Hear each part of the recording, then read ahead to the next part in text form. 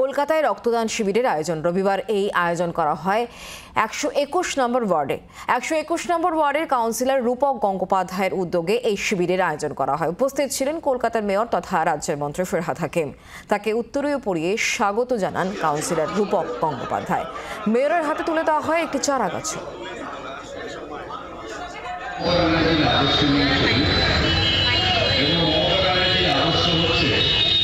মানুষের সাথে মানুষের কাছে মানুষের অঞ্চলে অঞ্চলে তৃণমূল কংগ্রেস কর্মীরা রক্তদান শিবির করে। তার কারণ মানুষের প্রয়োজনে রক্তদান, এবং রক্তটা এমন একটা জিনিস যার কোনো বিকল্প নেই।